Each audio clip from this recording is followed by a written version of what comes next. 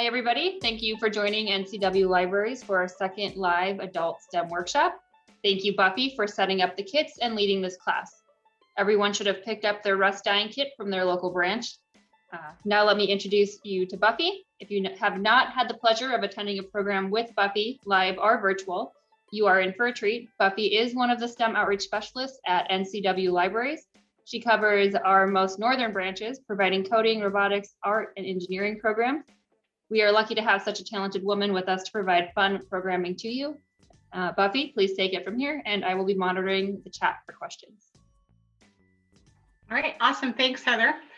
So today is our rust dyeing class, and you'll notice behind me several different rust dyed fabrics, and that is what our outcome is going to be. Actually, at the end of this 2-class session, you will have made a hot pad out of your rust dyed fabric. But today we are going to focus just on the dye technique of how to get that rust into your fabric. So let's go over your kit, make sure that everybody has all of the materials and supplies that they need. You'll notice that I have covered my work surface with a vinyl fabric or just a tablecloth. You can use plastic, a garbage sack, or anything like that to just make sure that it creates a barrier between your surface so you don't accidentally have anything that transfers. I am also using a tray. It's not necessary. I just happen to be in the library with carpet underneath me, and I want to make sure that if anything does spill, it catches in the tray. So not necessary, just a tool that I am using for where I'm at. So if you do need to use that or feel like you want to, this would be a good time to get that. I also have some warm water, and I am going to use that either in the tray or in a bowl to get my fabric wet. So that might be something that you consider. You can even go to your sink. I know some of you are at home, some of you are in classrooms. Just at the beginning of the dye process, you're going to get your fabric wet, and we'll walk you through that. So don't, panic or anything, but those are probably the only things that I have that you did not pull out of your kit bag. So inside of your kit, just so that we can go through and make sure that everyone has all of the materials that they're going to need for today and next week. As you open your kit, you're going to find a instruction sheet, or I guess I should say an instruction sheet, pictures on the back, and a supply list. Inside, you should have a plastic bag that we are definitely going to need today. And what I usually do is I open the bag up and shake it out so it's all ready to go when I get my fabric done. You can put multiple projects in one bag. So if you're working in a group, you can share or just, have your bag. And so now that it's all opened up, I'm just going to set it to the side so it's ready to use. So we've got our instructions, our plastic bag. Then you want to make sure that you have your piece of fabric. And then this is also part of the hot pad. We're not going to actually use that this week. We'll be using it next week. And this is Insul Bright batting. So I'm just also going to set that to the side because I don't need that today. The fabric that you have should be a rectangular shaped piece. It's 100% cotton. We are definitely using that today. You have a spray bottle that should be anywhere from a half to a third to a half of the way full of vinegar. You're going to have a bobbin of thread with a needle, which we'll use next week. And so I'm setting that to the side with my batting. And the last thing that you should pull out of your bag is a horseshoe. And I'm going to set that right here so that I can use that. All right, so I'm going to pause for just a minute, give everybody a chance to get their work surface covered and make sure that they have their workspace in front of them ready to go, whether that's a tray or anything along that lines. It's kind of strange because I don't get to see you guys, you just see me. So rust dyeing, just historically, I couldn't actually find anything that gives like a timeline of when rust dyeing became popular or when it was first noted. My suspicion is that it was probably accidental first, and depending on where it's used, catches on as being something beautiful in an art form, or oh drat, my fabric got rusted. So we are taking it from the art form. And behind me, you'll see a variety of different patterns that were created using different items of rust. Right over here, this was done with the horseshoe. So every kit has a horseshoe in it. This was done with some random old chain. This was done using a piece of tubing and some wire wrapped around. It's a binding technique that I'll go over in a little bit. This one has a combination of both the chain and the horseshoe down at the bottom. This was done with some stakes from the garden, like little garden stakes. And this last one is a couple of pieces of iron that I just found walking along the railroad, and put together, they form a heart pattern. So I mentioned that just as kind of an intro, because you will probably start to look around at rusty objects with a very different viewpoint than you did prior today. So I actually have a rust garden at my house where I'm constantly looking for different rusty objects, and I leave them in my rust garden or in a bucket in my laundry room so that I can reuse them for different rust projects. All right, so I chose the horseshoe because it was safe and easy to stick in a paper bag and send home to everybody. It didn't have sharp edges to poke through the paper bag.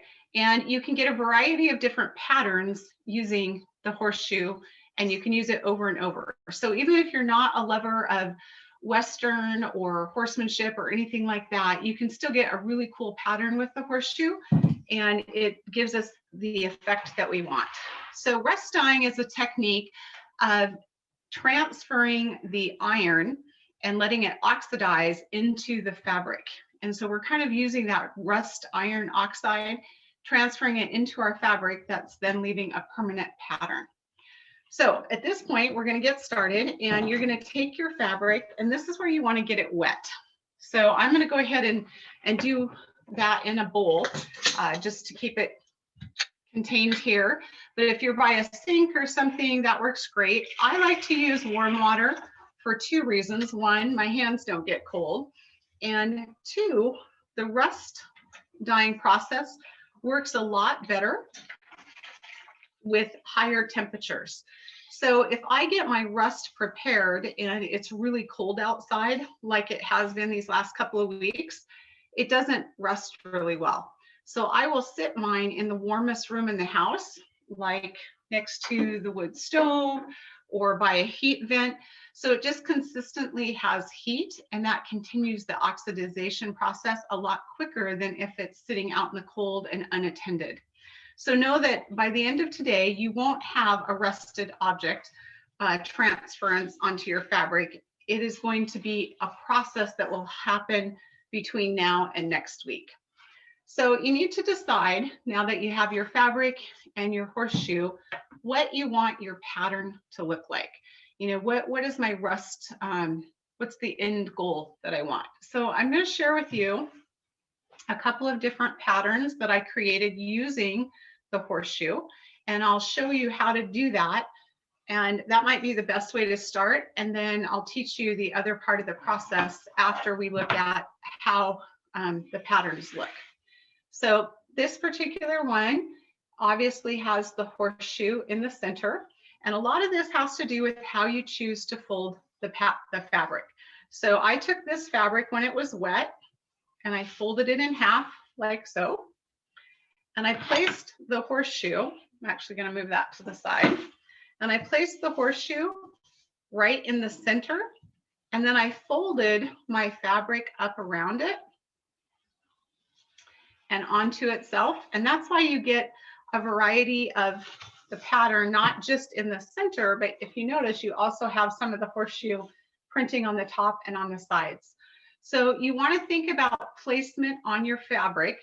This rectangular piece is going to be cut down and used as the front and the back of your hot pad.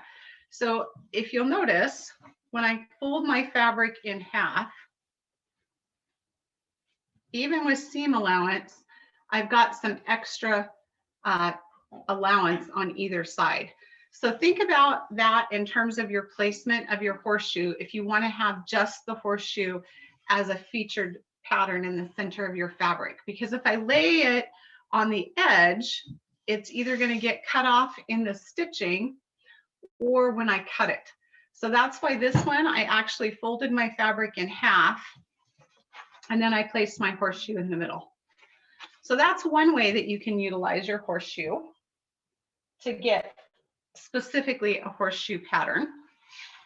This one is very similar to the one that I just shared with you. It's just a little bit different in how I chose to fold.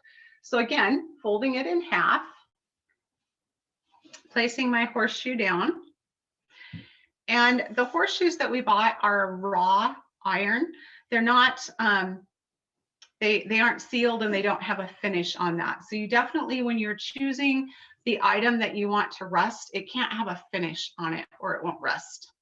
Okay, so this one I just sat right in the center and just was a little more meticulous in how I chose to fold. Okay, and I'm wrapping, and when I press it down, I'm going to leave it with the folded side face down. So both of those are pretty similar. In the world of dyeing and dye techniques, there are some other ways to create pattern. So one of my favorite, let's see, I think it's best illustrated in this particular pattern. So if you're not a horseshoe person, but you still want to get a really beautiful rust finish or print on your fabric, this is a technique that is known as arashi, or it's a storm pattern. And this pattern is created once your fabric is wet by actually taking the corner of it and you begin to wrap it around, and you're twisting and wrapping and twisting and wrapping all the way around. And again, this is called arashi, A-R-A-S-H-I, or a storm pattern.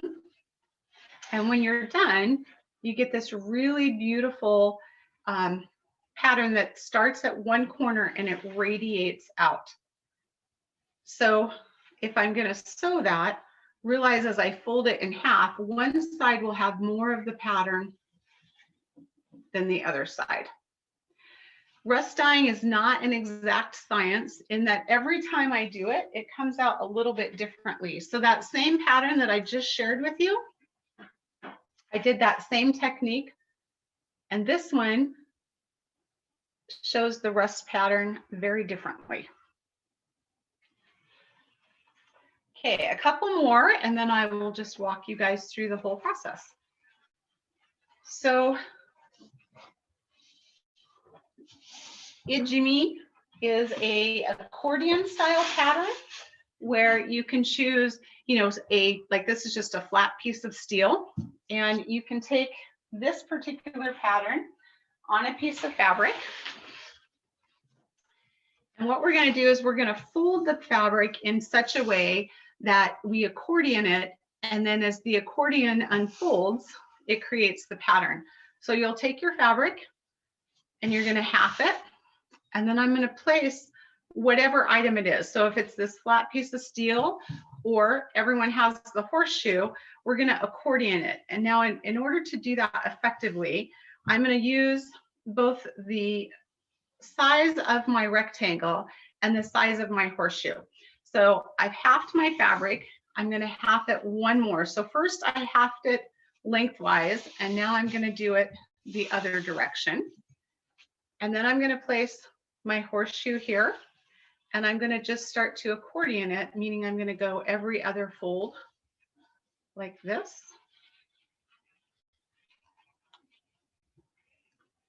Now what will happen is the place where the steel is closest to will get a deeper pattern, and then on the outer edge it will be less pronounced.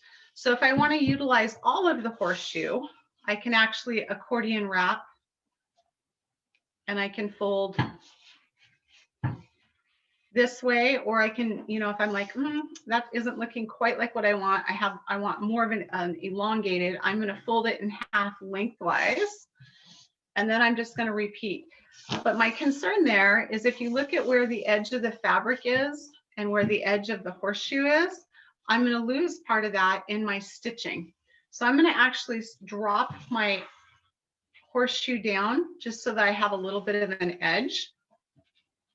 And I'm going to come in about an inch so that that gives me a seam allowance, or if I want to cut or position my fabric a little bit different. So these are just things to be thinking ahead as, what am I going to do with my fabric in the end? Maybe you don't really care, and so you just want to do the process and have an appreciation for what the art looks like. Or if you're intentional, this gives you the opportunity to kind of plan and lay out what the project is. So this particular one, then I can just kind of accordion it back and forth this way. Okay, and once you do that, then you're just gonna, you know, flip and let it stay in place. So we've done the arashi or the storm. We've done the ijimi or an accordion style. We can also do what they call like a pole wrapping, where you wrap, and that's very similar to the storm, other than instead of twisting and wrapping, you are literally just wrapping around an item, like so. And what will happen is the center of the item, or the center of the fabric closest to the rusted item, will again have the deeper, darker tones of the rust, and the outer edge will be a lot lighter. And then you can always do a type of binding, and you just have to take whatever item you might have and you use that to bind the fabric together. Or you can take your item, lay your fabric on it, and then you bind it with a piece of string or twine, some thread, something like that. So you actually have thread in your kit. Let's see where I put my thread. So you can actually take your thread. So if I'm going to do a binding process, I'm going to go ahead and pull my needle out of my thread and have some of it ready to go. And then if I were going to do a binding, so let's say I wanted to do an accordion style, but I wanted to bind it, or if I wanted to flip and wrap, I can do that and then bind it around. I have to have some way to secure it. Now, the piece of fabric that we're using isn't really thick or heavy. It's a fairly small piece, so it's not so much an issue with the binding, but if you're using a heavier canvas, it might be, the idea with the binding is to literally hold it in place. So did you see how I just kind of wrapped that around? And then it's bound and my fabric stays in place. So those are a couple of techniques. Really, it's kind of the sky is the limit as to what your creativity and what objects you find. So let me walk you through the actual dye process. So I'm going to bring my tray back up here with my fabric. So remember, I got my fabric wet. It's kind of between damp and wet, but it's not dripping. And the reason I did that is because in order for our horseshoe to oxidize, we need some type of moisture to happen. So this is the brand new one that you have. And then this is what it's going to look like after one rust dyeing experience. It becomes this beautiful rust horseshoe. So again, I have to think, all right, what style do I want to do? And so this first one, I'm just going to go ahead and half my fabric and lay that out there. I'm going to go ahead and put my horseshoe right in the center. And then I'm going to fold in, just like I demonstrated at the beginning. I'm going to fold on both sides. And then I'm going to take the edges and fold them back. So basically I've created this little square or this cube. And then I'm going to take my spray bottle with my vinegar. And I'm going to go ahead and I'm going to just saturate the fabric with vinegar. So vinegar allows the dye process, or actually the oxidization, to occur much more quickly than if you just had water. So for example, if I just did warm water, it would take at least a week on a really warm day consistently for the iron to start to oxidize. With the vinegar, you're going to start to see the effect by tomorrow. So once I've got that totally saturated, so obviously you have a lot more vinegar than what you need for one little piece of fabric, but this sets you up so you can kind of play around and do a lot more projects at home. I'm using 100% cotton fabric. We want to use an all natural fabric. You can use silks and wool. The thing with silks that I would say though, is silk is very delicate. So depending on what item you are using to transfer that rust, it can very easily tear the silk. So I found that for cost and usually what I do with the end projects, cotton works really, really well. You can use an unbleached muslin or all the way up to a thick canvas, and it takes the rust really nicely. So now that it's saturated, and you can see it's kind of dripping with the vinegar, I'm going to transfer that into my plastic bag. And then I'm going to just twist the bag up like so. And then I flip it back on itself. So now it's created this kind of greenhouse for the rust dye. So I can set that, next to the wood stove. I can set it, anywhere that it's going to consistently stay warm. So if you're in a class or in a family grouping and there's a bunch of you, doing the same thing, maybe put it in a bucket or a tub or something. And basically, you're going to set this aside for a week and you're just going to kind of forget about it. If you're like me, I have a hard time forgetting about it. And I always go back and I kind of peek, and every day you'll start to see more and more of the rust starting to come through. If in 2 or 3 days you don't see rust coming through, you didn't get enough vinegar on your project. So if that happens, then you're just going to open up your plastic bag. So remember, I flipped it inside of itself. And I'm just going to go ahead and open my plastic bag up, and then I'm just going to go ahead and resaturate again with the vinegar. So you only need to do that if after 2 or 3 days you're not seeing any rust. That just tells me that either your fabric wasn't wet when you began, or you didn't get enough vinegar to create the oxidization. So at this point, you just kind of, wrap it up and set it aside. And the only other part of the instruction that you're going to need before class next week is you're going to pull this out of the bag somewhere between 3 and 6 days. So, maybe Sunday or Monday, you guys want to pull it out and just go ahead and wash it up and have your fabric dry and ready to go for next week. So that's pretty much the process. It's very easy. You can do it on t-shirts, you can do it on all sorts of different fabric. And at this point, I would, I guess, take questions. If anybody had questions on the technique or the process. I just have a question about what are the washing instructions once we've completed our hot pad?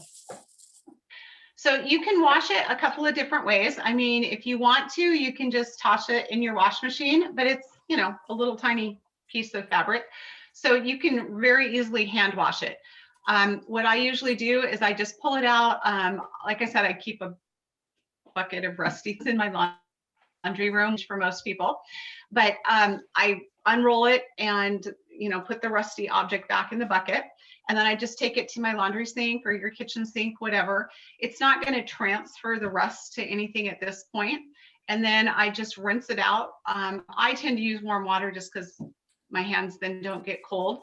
And you can even just use some of your dish soap and just, lightly rinse it out, and you're done. You're good to go at that point. Okay.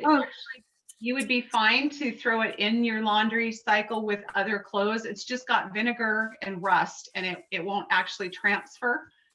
I probably wouldn't put it in with my whites though. Okay, thanks. Good to know. And actually, once it's finished, once it's our beautiful little hot pad, Yes. hot pads get dirty. Just wash them. What about Yeah, that? just wash them regularly. You know, if you're a person, Okay. you can even bleach it at that point. If you'll notice back here, these are actually flour sack dish towels. These are all ones. I did this for a class, I don't know, at least a year and a half ago, and it's been washed multiple times. And I just, you know, throw it in the regular laundry. I bleach all my towels that, you know, because in the kitchen they get, you know, used with all sorts of different things. So you can throw it in with your regular towels and bleach, or you can just do, you know, laundry detergent regular, and you can do that with your hot pads as well. Thank you. And we had a few questions in the Q&A box. How do you get the flower horseshoe pattern? You have. Okay, great. Let me grab another piece of fabric, and I'm going to actually go ahead and get that wet as well. And let me walk you through that. It's going to be a little tricky on this small of a piece of fabric because you need to have enough fabric for your horseshoe to repeat its pattern. So let's go ahead and lay that out. Okay, so to get that, I'm going to go ahead and half my fabric like so. And what I did is I took the horseshoe and I put it in the corner. And then I'm going to actually, so I guess you have to decide. So this, I'm assuming this is the one you're talking about, the kind of flower repeat here. Okay, so I'm going to turn it so that the open part of the horseshoe is facing the inside part of the fabric. And then it becomes how I fold the fabric as to which part takes the deepest, the darkest part of the rust. So you'll notice that this is, actually you can't see all the way up, but this is probably the one that had the closest print to the horseshoe. And then from there, it just kind of wrapped itself around. So you would just fold it in half again, and then you would fold it in quarters. And you're just shy of a full repetition. If you're really careful and you kind of stretch that tautly, you should be able to get the flower. And then at that point, you're going to do the same process that we did before. You're going to go ahead and just saturate it with the vinegar and then stick it in your bag.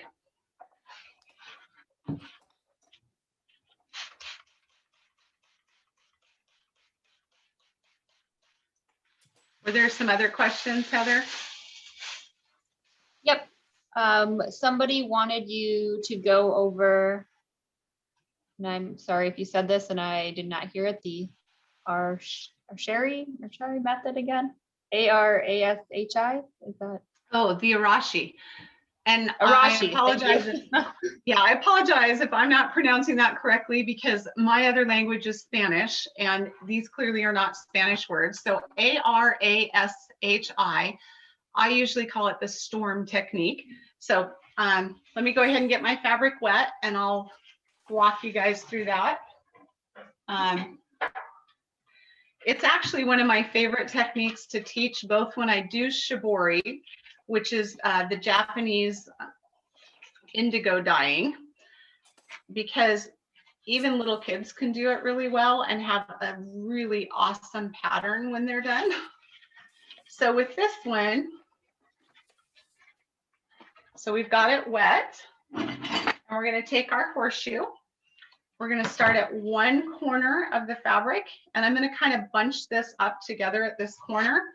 And then I'm going to just start a wrapping process where I'm actually twisting my fabric and wrap. And then I'm going to twist and wrap. And I'm just going to kind of continue that process all the way around my horseshoe. So I'm just twisting and wrapping. And what this gives is a radiated pattern that starts at the corner that I twisted and kind of does like a sun ray out. It gives an overall really beautiful rusted pattern.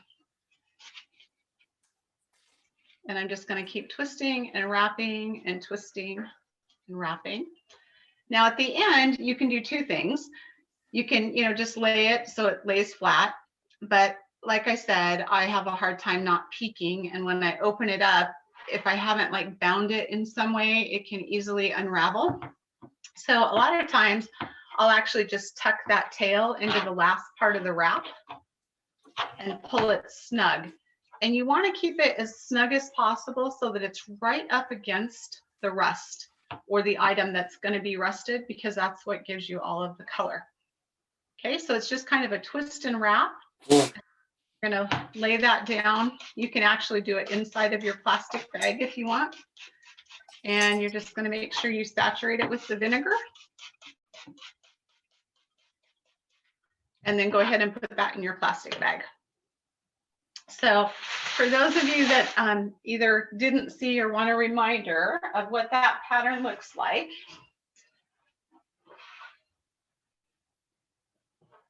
this is the pattern. So this top corner right here with my finger is the top part of the wrap where I began the twist and wrap and how it radiated all the way out the sides. So this one's a little bit lighter. And then the other one that I actually shared with you first is, here we go, is a much deeper. And that could be that I had a little more vinegar. I maybe left this one in one day longer, or it sat in a warmer place, like maybe where the sun hit it. So you won't always get the exact same pattern or the exact depth of color each time you do it, which I think is kind of part of the process and the joy in the journey, if you will. But that's what a storm pattern or the arashi looks like. And somebody asked if the horseshoe can be used for more projects. Absolutely. So if you heard me mention that I have a bucket of rust in my bathroom, and I also have a rust garden outside. And what I do is I just keep those items because I might use them at any other time for something else. So I actually brought some with me. One time I was rafting the river and I saw this funky object. I really have no idea what it is. And I had my brother dive down to the bottom and get it for me. And it's made some really cool patterns. One that I didn't actually share with you guys is if you have a flat type pattern, like maybe like rusted sheeting, something along that lines, like corrugated tin, something along that line, and it's laying flat, you can just lay your fabric on top of it, saturate it with the vinegar. And the trick is, depending on how big that piece is, to keep it moist until the oxidization happens. But if you can wrap it in plastic to keep that humidity up to create the oxidization, then you can, you know, have all sorts of amazing rust, you know, patterns. It's kind of, I live on an old homesteader place. So, you know, I'm walking around and I'm hiking and I find things like this. And I'm like, what could I do with that? And I can make some really cool rust things. If you're talking about, does the rust ruin the horseshoe? No, you can clean it off, or you can actually now have a patina, naturally rusted patina horseshoe that you could then use to make a picture frame, or, I mean, there's, you know, probably a million and one things you can do with a decorative horseshoe. So I'm hoping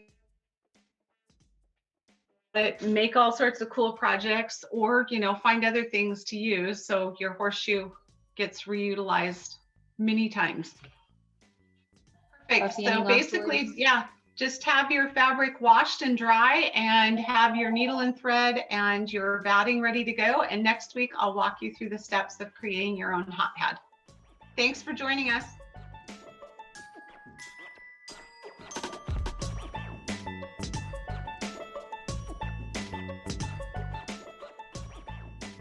Everybody should have picked up their rust dyeing kits prior to last week at their local library. And this class is aimed for people who already have their kits. And so if you don't have your rust dyeing kit, feel free to watch this class if you'd like.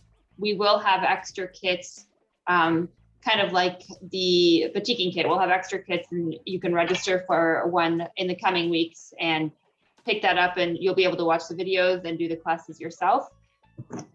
So I would like to introduce you to Buffy. I'm sure most of you have already seen the first class or have had programs with Buffy. So I will let her take it from here, and she will go through the second portion of the rust dyeing class with you. Go ahead, Buffy. Awesome. Well, hopefully you guys have all had the opportunity to pull your rust dye pieces out of your dye vats. And I'm going to share with you the couple of ones that I did. And what we're going to do today is walk through basically from the fabric process to making the hot pad. So the ones that I wrapped in the class last week, this is one of them. So you'll notice that it has a much deeper rust tone. This is the one that I actually wrapped around. It's what I call the storm pattern. So that should be a really nice one. And a couple other ones just to share with you for some fun ideation. So the one that I just showed you, I took that one out of the dye vat on Friday, and this one I took out yesterday. So it's got a lot more of the rust that has oxidized onto the fabric. One thing to be aware of is if you have a lot of this really dark rust, it actually feels crunchy and kind of brittle. It is actually rust. So be careful when you're sewing that you don't, bust a needle. That can easily happen. Several of you guys were interested in the floret, the flower pattern made with the horseshoe. So we created that pattern while we were walking through the tutorial last week. And this is what mine turned out like. So it just kind of depends on how you folded your fabric to get that. And if you're like me at all, and now that you've had a little bit of a taste of what the rust does, you start looking for other objects. This particular one is done with a rusty chain. All I did was roll the fabric up in the chain, and you get some really beautiful variation. A lot of that deep rust color comes through. This one is done with a series of rusty nails.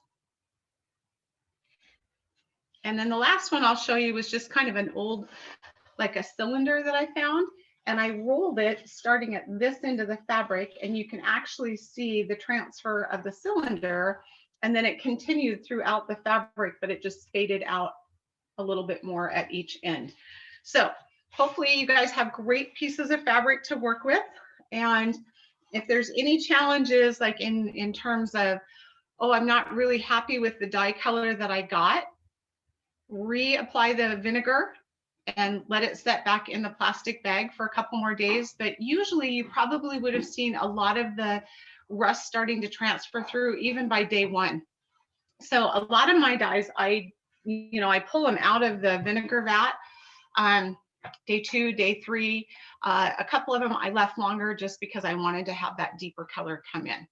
All right, so with that, the part of your kit that you're going to need is obviously your fabric that you dyed.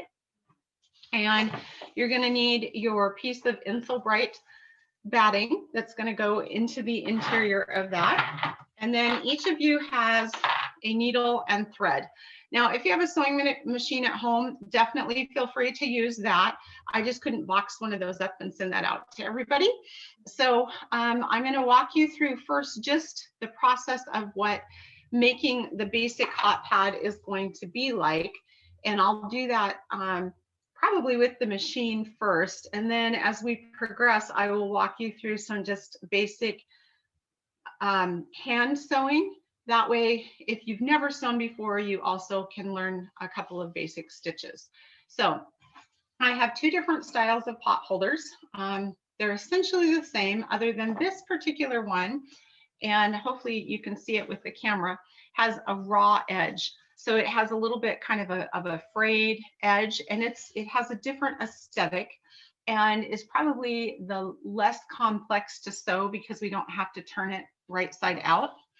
And then this one has a finished edge all the way around. Both of them, we've put a little hook so that you can hang your pot holder, your hot pad if you want. And you can opt to do that or not, but I'm gonna go ahead and do the instructional so that you have the option of how to do it. All right, so with that, I am probably going to transfer my camera away from me and down towards the fabric on the table. So I'm just going to grab a piece of my fabric,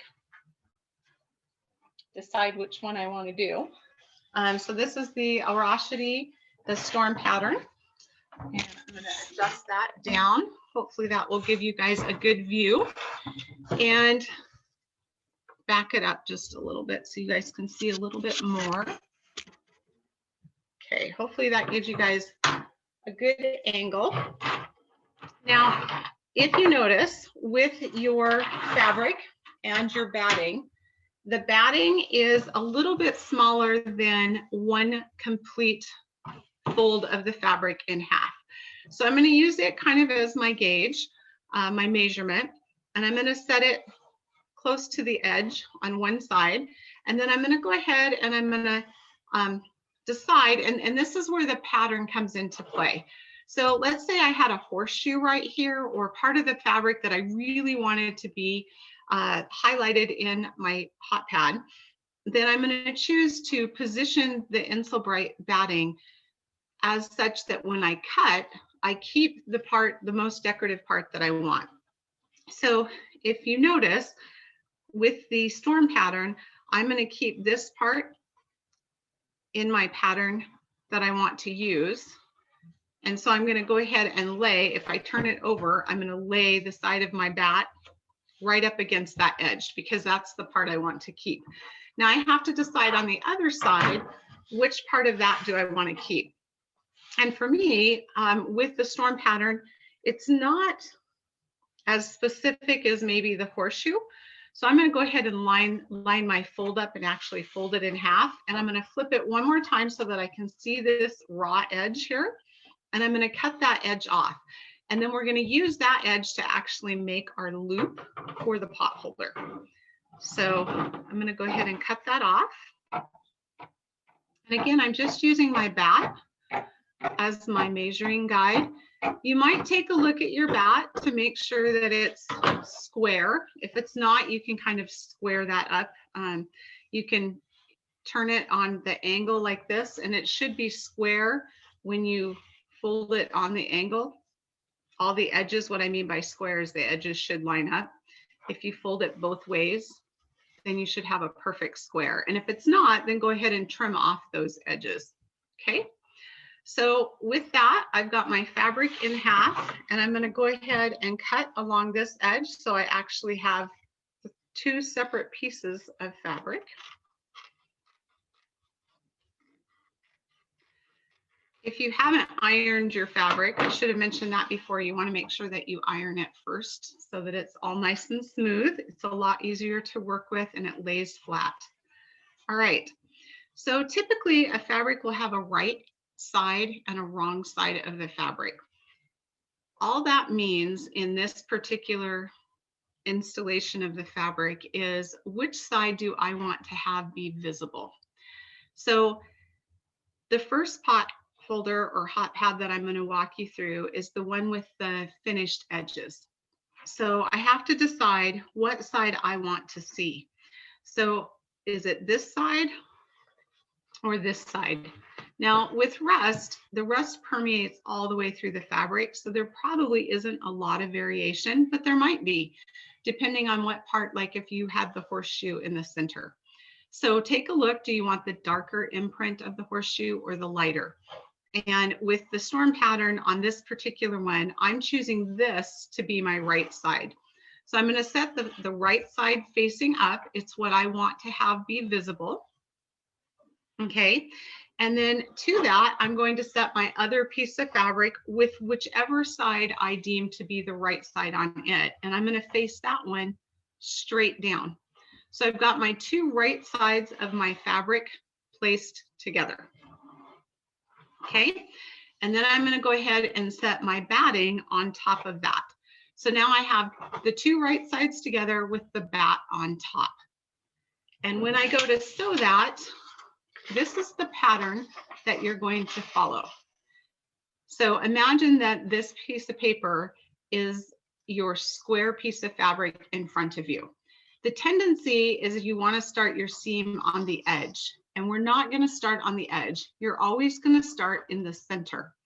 And what I mean by that, if I'm looking at the fabric, I'm going to start sewing here, not on the corner. And because if I start sewing here and I go all the way around and I leave an opening right here, then when I turn it right side out, it forms a natural pocket that will make it easier to align the fabric and have it seat together more seamlessly so that you won't even actually see which side of the fabric that you started on or stopped on. Okay, so we're going to get back to that. I'm going to just kind of slide that to the side. But first, before we start sewing that, we need to create our loop. And so this is our extra piece of fabric. And I don't need this much of it to create my loop because that would be a very long loop. So essentially, I'm going to fold it in half. And I'm actually going to cut it in half. And this is folding it in half the short way. So now I basically have two little halves, two shorts. And then I'm going to take that, and the long way, I'm going to fold it in half and cut it. And the reason I'm doing that is I don't need a whole lot of bulk to create my loop, but I still need enough fabric that will give me a really nice, comfortable loop to work with. So here's my little skinny rectangle, and I'm going to fold that in half again, and I'm going to kind of finger press it. If you have your iron out, that's great. But again, I couldn't put an iron and a sewing machine in your bags. So, you know, if you're at home working, feel free to utilize, you know, what resources you have there. But I've just kind of finger pressed it. And then I'm going to go ahead and I'm going to fold that in half one more time and finger press it. So now I have this great skinny, kind of a shoestring almost piece of fabric. So at this point, if you have your sewing machine, you're just going to want to, you know, stitch up the one side and sew it closed, or you can hand stitch that. So right now, just for the sake of time, I am going to bring my sewing machine over, and I'm just going to quickly stitch that up. And I'm probably just going to use a basic stitch, just a straight stitch. I'm going to put my presser foot down, drop my needle, and then I'm going to go ahead and just stitch that straight. So this would be what we would call a running stitch. And when I show you how to do stitching, I'll teach you a basic running stitch because that's mostly what you're going to want to use. Okay, so there's our hand stitch or our running stitch. I'm going to go ahead and cut that free and move the sewing machine back out of the way. So now we just have a nice basic shoelace that we've stitched together, and we're going to fold that in half, and that's going to create our loop. So bringing our fabric back, we have two pieces that are right sides together. And in this case, if you remember, the right side simply means what side we want to be visible. And I am going to tuck my loop into the corner of wherever I want to have the loop hang free. Okay, and if you have a needle, this is a great time that you could actually, you know, pin that in place. If not, the Insulbright actually and the rust create a little bit of friction, so your fabric should not slip. It'll pretty much stay in place. That's one of the nice things about doing the rust dye, is it does tend to just stay in place. So now we're going to go ahead and work on stitching that together. And if you remember, we're not going to start on the edge of the fabric. We're actually going to start in the center, and we're going to go all the way around, leaving an opening. So this is again going to just be a basic running stitch. So I'm going to put the fabric or the sewing machine back, and I'm going to move my corner piece out just for now so it doesn't fall. So I'm going to put my presser foot down, put my needle down, corner, and then I'm going to turn.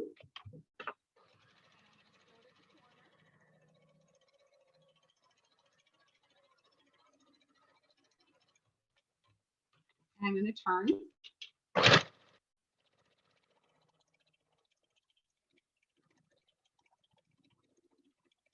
I'm going to basically continue doing that until I get around.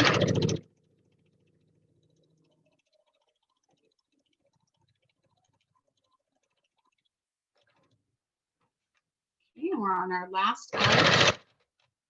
And I did exactly what I didn't want to do. I forgot to tuck in my loop. So that's easy enough fixed. I'm just going to really quickly loosen up the stitching right there so I can put my loop in. So here's my loop. If I had pinned it in, it would have been, you know, stationary there, and I wouldn't have to worry about it. Now, when you put the loop in, you want to make sure that the looped part, or the loop, I guess, I'm trying to think of better verbiage on that. The U-shut side of it is going to be tucked on the inside. So you're just going to tuck that in. And line up your edges.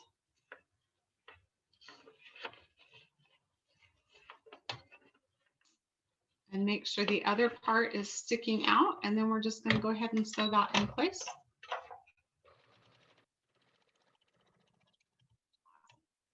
And then I'm going to go ahead and pull that out. Put the machine to the side again. So this is my piece that I've sewn right now. And we have the opening right here where I'm sticking kind of that little pocket. I'm going to go ahead and clip off the extra threads. And the other thing that I want to do, and this is whether you hand stitch or you stitch with a sewing machine, you're going to trim off each of the corners at a 45-degree angle. And you're going to do this so that the edges of your pot holder actually will be a square instead of rounded. It gets rid of some of the bulk of the material on the corners. So I'm just going to come along and cut off at 45s, like so.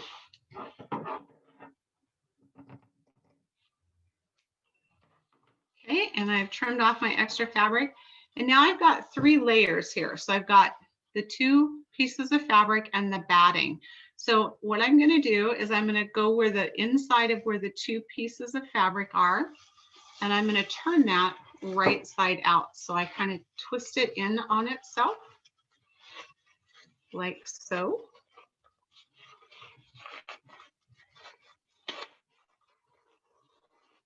And then I'm just going to take my finger, or you can use the eraser end of a pencil if you want, and gently poke out the corners.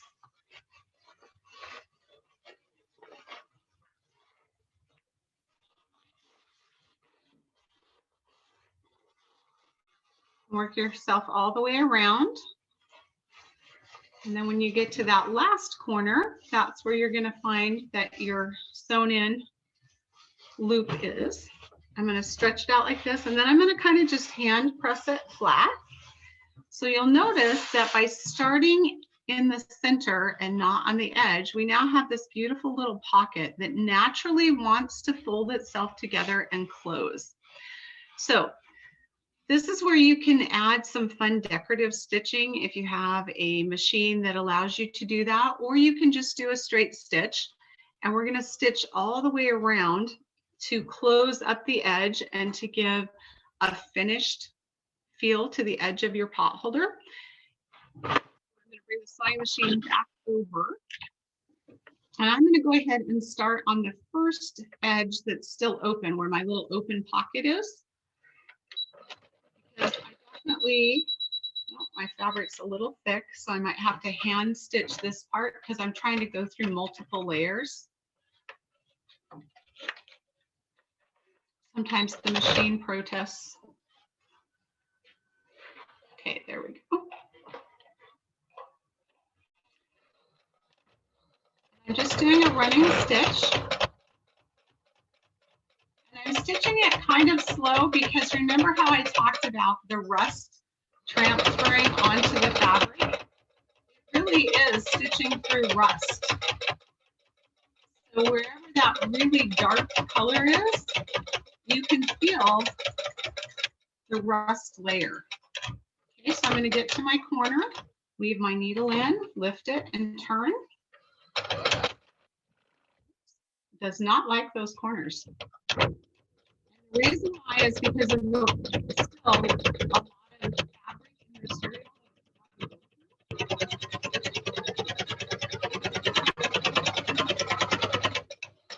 So let's see if we can walk it around this corner a little more gently.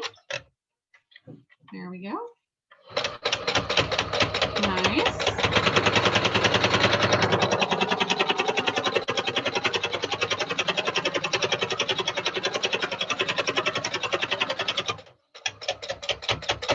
We're on our last edge.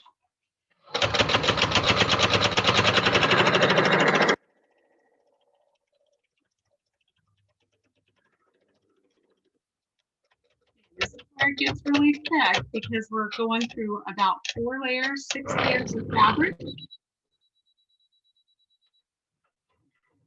So I have a computerized machine and that's why it's beeping at me. Okay, so at this point I can kind of hand stitch it. I'm actually just turning the dial on the machine. So for those of you who aren't using machine, in just a minute I'll walk you through hand sewing it. And that will actually be kind of nice because you won't have to worry about that extra layer in your machine screaming at you. Okay. So we'll pull that out. So your at this point now has a finished seam, a finished edge all the way around. And your Insul Bright, it might feel thinner than typical hot pads that you're accustomed to, but the Insul Bright, this is kind of the little bit of stem in this part, has a really wonderful quality in that it will protect your hand from the heat. That's why we chose that type of batting.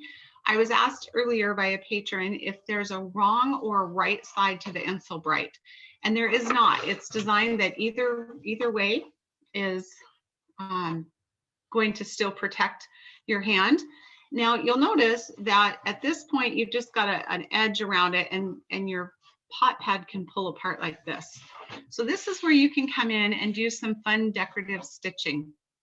So whether that is that you do a simple like an X like this inside, so I have my outer edge, my inner edge, and then I created the X pattern, or you can just come inside and do another square, or you could actually just do a random stitching pattern all the way around. So rather than take time to do that on the machine for you, I think I'm going to walk you through the hand stitching part for those of you who may not have a machine at home to use.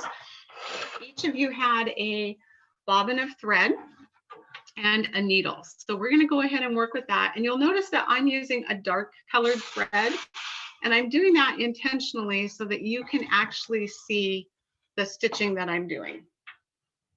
The white wouldn't show up as well, and I thought it would be a lot easier for you if I actually used a darker thread. So for this particular one, I'm going to go ahead and walk you through a couple of hand stitching patterns.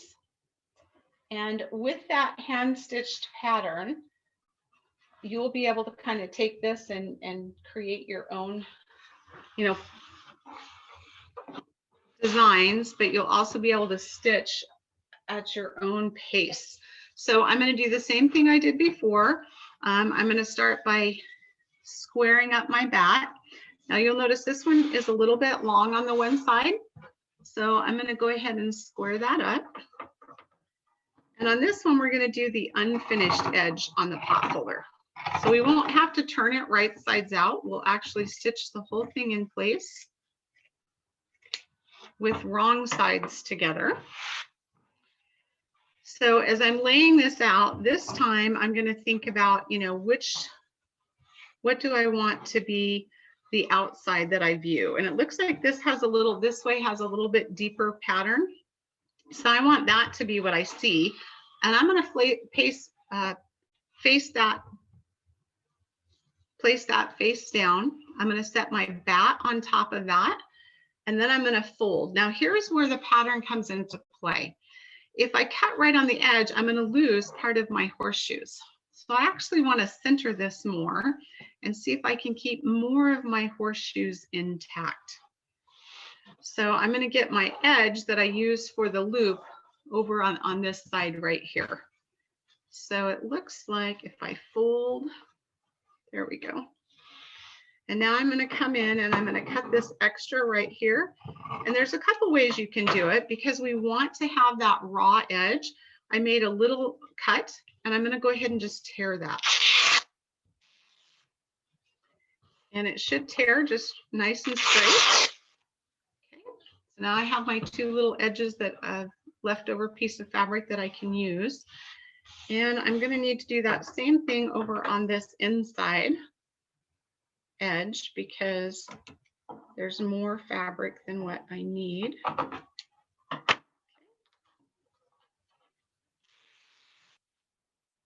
Right, awesome. Okay, so now you'll notice that I put this one together differently. So instead of my bat being on top, my bat is actually sandwiched inside of my fabric.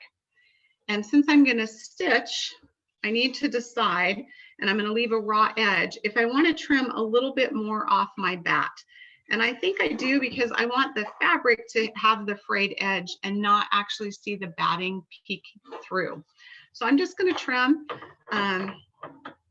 probably about 1/4 inch off of two sides. I'm just going to very carefully cut up. If you're not really great with cutting straight lines, you could definitely get a ruler out and use that. I kind of just use the fabric itself as my guide. I'm just going to cut it straight up. Okay, and then I'm going to lay it back out, double check. This is my right side. That's what I want to see. So I'm going to place that down. I'm going to put my bat in the center of it. And what I'm hoping is going to happen is that I have about 1/4 inch of the bat, or excuse me, the fabric visible underneath the bat. And it looks like I do, other than on this edge. So I'm going to trim a little bit more off because I don't want the bat to be visible at all.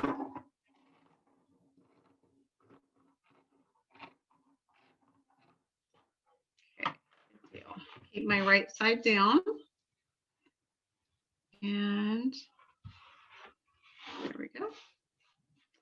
That looks pretty good. And then I'm going to go ahead and lay my other piece on top of it. Again, the part that is facing up is what I'm going to actually see. Okay.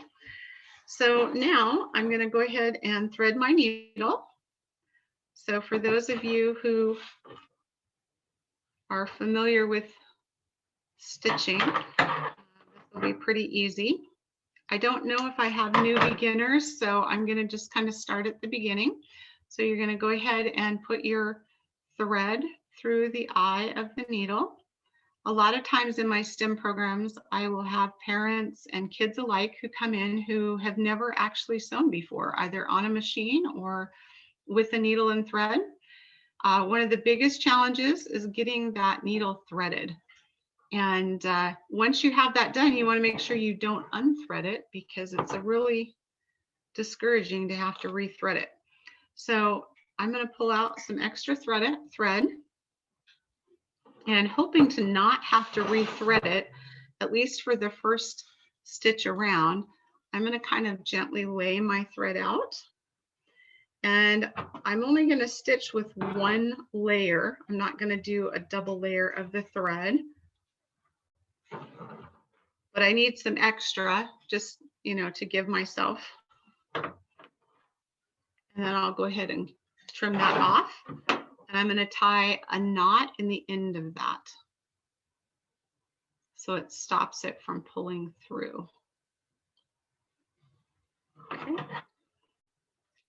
And again, the first thing I'm going to do is take that extra edge that I cut off, and I'm going to make my loop. So I'm going to half that. And I'm going to cut that in half.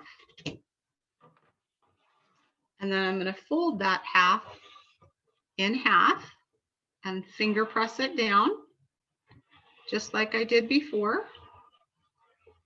And I'm going to fold that in half one more time and finger press it. So when you're working with a lightweight muslin or a cotton fabric like this, a lot of times you can get away with finger pressing. If you have an iron handy, that's great to use. Little kids kind of struggle a little bit with this tiny of a piece. You got to make sure they keep their fingers clear so they don't get burnt on the iron. But now we're just going to do a running stitch. So I've got my fabric in one hand, I've got my needle in the other. I'm right-handed, so I'm going to work that direction. And first I'm just going to pull my needle through all the layers of fabric. I'm going to just kind of push that through like this. And it's going to come all the way through, and I'm going to pull it until that knot catches. And if it doesn't catch, I have a couple options. I can, rethread it through, or I can tie a second knot. Oops. Little piece of fabric just wanted to go flying, I guess.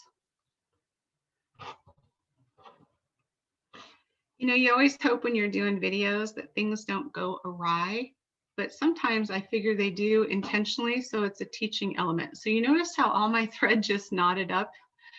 And that actually can happen quite a bit. So instead of pulling on it, I'm just gently going to work that knot loose. If I pull on it really tight, all that's going to happen is I'm going to have a bigger knot. So I should be able to keep working my way through.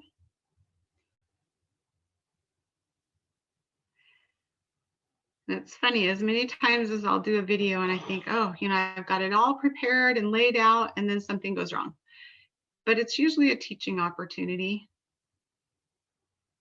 So if your thread does knot up so much that you can't get it undone, you've got an entire bobbin full of thread, so you can just cut it off and, rethread and start again. It's not a big deal. So, or you can be patient and just keep working with it and get that knot done. So I know that we're on a timeline, so I'm going to actually just utilize the knot to my benefit because I need a knot in the end, right? Okay, so I trimmed off the extra of that, and now we're going to go ahead and just make sure the rest of it's not knotted up. Okay, so again, back in my hand, so I've got left and right. And then for a running stitch, what I like to do is I try to be consistent, and I'm just going to go like about every maybe half of a centimeter, and I'm going to push it through on one side. Now we're going through quite a few layers of fabric, so it's going to feel a little bit stiff. And you can do like what my kids do sometimes is they'll just pull through that one just like that, so that they've got, the thread coming through on the one side, and they can easily see, oh, I see what happened. That little frayed piece of fabric got caught up in there. So I've got one stitch, and you can do that. You can, and then, push it through the other side about a centimeter away, and you can just stitch like that, and that's totally fine. But what I like to do so that it's a little bit less tedious, if I can, I like to actually bunch my fabric up on the needle and pull it through one time. So I'll show you what that looks like. I'm going to actually use the surface below me to kind of help me facilitate that, since I'm going through so many layers of fabric. So do you see how the fabric's starting to kind of bunch on the needle? Then I'm just going to go ahead and pull it through. Keep my thread so it doesn't hopefully knot up on me again. I'm hoping the dark thread is allowing you guys to see it a little bit better. And I'm just going to pull it carefully all the way through so that I have that running stitch that's happening. And I'm going to just continue stitching like that until I have my loop.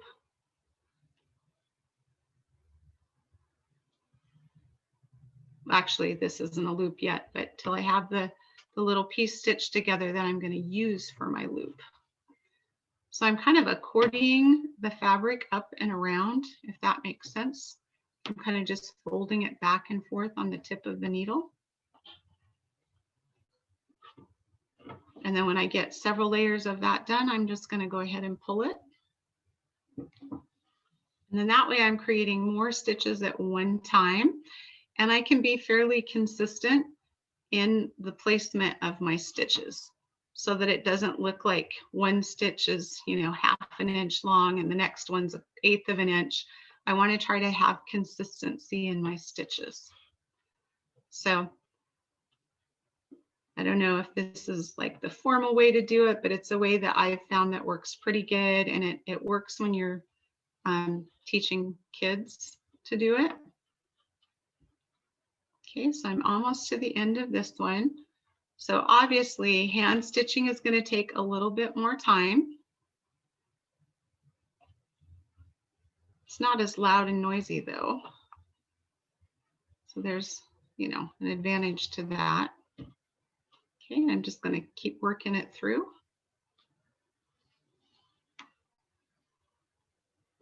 And I'm almost to the end.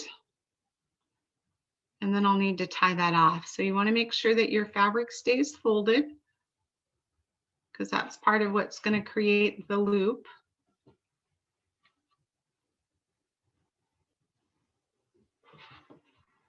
There we go.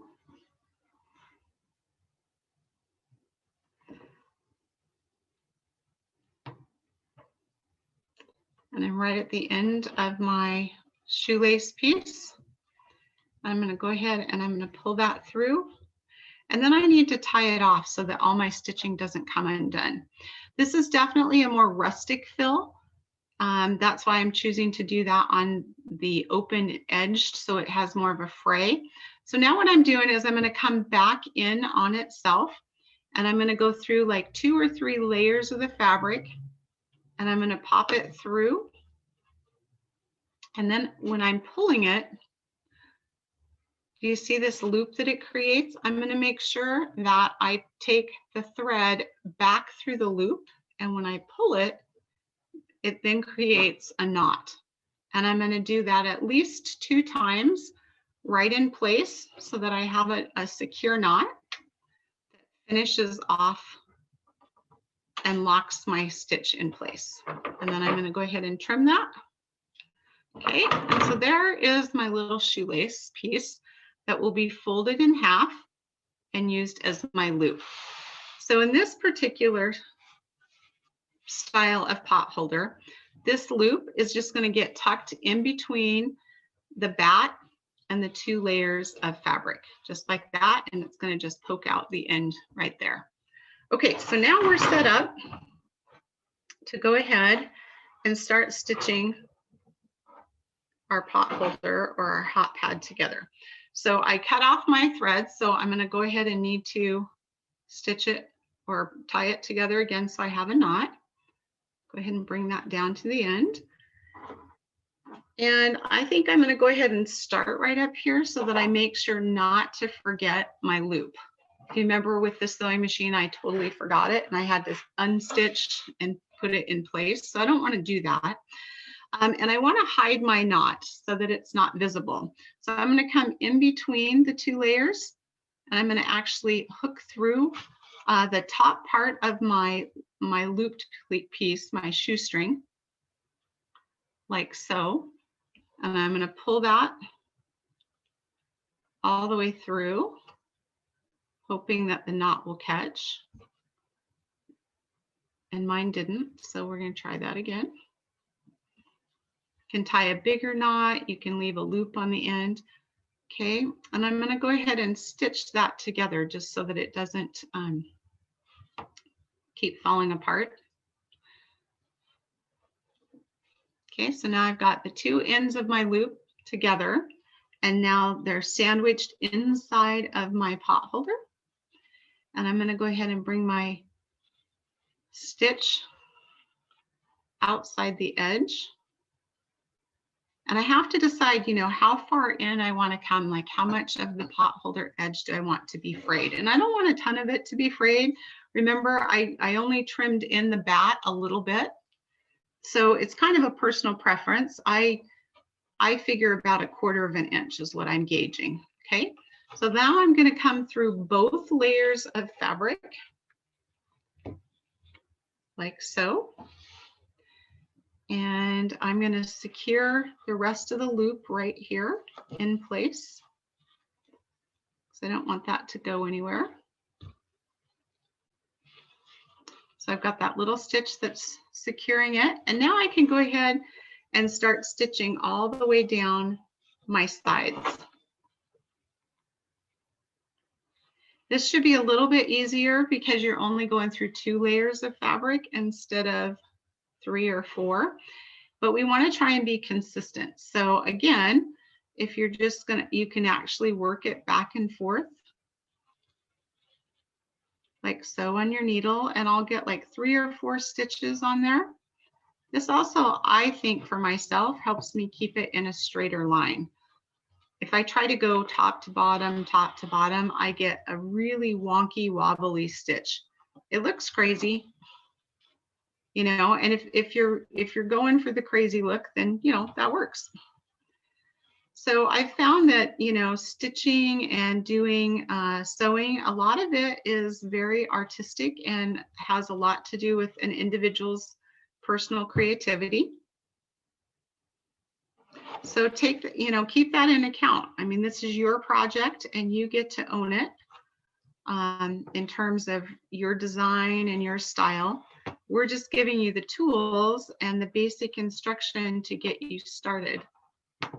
So again, I'm just kind of weaving the fabric back and forth. I'm kind of accordioning it so that I can create that outer stitch. And this is a much more rustic feel, which kind of goes with the rust dye and maybe the horseshoe pattern, if that's the one you chose. And you're just going to keep stitching all the way around. So this would be a good time if anybody has any questions. And you can kind of, you know, finish this at your own pace. So yeah, hopefully everybody ends up with a couple of really great pairs of, or at least a pot holder they made with their own rust dye. And if you don't finish your project and you forget, just know you can always go back and find us on NCW Libraries Facebook, or Heather, it's also on the website, right? It will be put on the website later as Later, okay. an event. Yeah, where when we have both videos, 1 and 2 combined, or at least linked to both of the videos. And then we'll also have another registration for any extra kits that we will have. And then in that registration process, people will be informed of where to find the videos. And we did just get a question, Buffy, that was, okay, what other kinds of fabric can you use? For sewing a hot pad, I typically use mostly cotton, but I use cotton for a lot of things, mostly because it's inexpensive, it's easy to attain, it's a very forgiving fabric, but wool can also work. It's a little bit, you know, more, not usually, it's always more expensive, a little bit thicker to work with. But I like to do a lot of different types of dyes. So if you were here with our last adult STEM project, we did a no wax batik, and that works really beautifully for making hot pads. And then you end up with, you know, we did dish towels last time. And so you would have a dish towel and a hot pad when you're finished. But if you actually look online, there are many resources, and within the library itself, we have some wonderful pads, both out of fabrics and also with other woven fibers. So I hope that's an answer to your question. Hopefully I understood that correctly. So yeah, I just made the turn on the corner. I will probably go back in once I get my outer edge done on this particular one. And maybe highlight and emphasize the horseshoe pattern itself, or I might come in the interior and just do kind of a cross pattern, like a plus sign, so that I make sure to secure my bat in place and that it won't walk. And with that, thanks for participating in our class. Look for our other upcoming STEM new kits that are available to pick up at the libraries, which is kind of fun for you to take home and do it at home. And we'll have more of these live Zoom classes coming up soon. All right, thank you, everybody. Have a great rest of your day.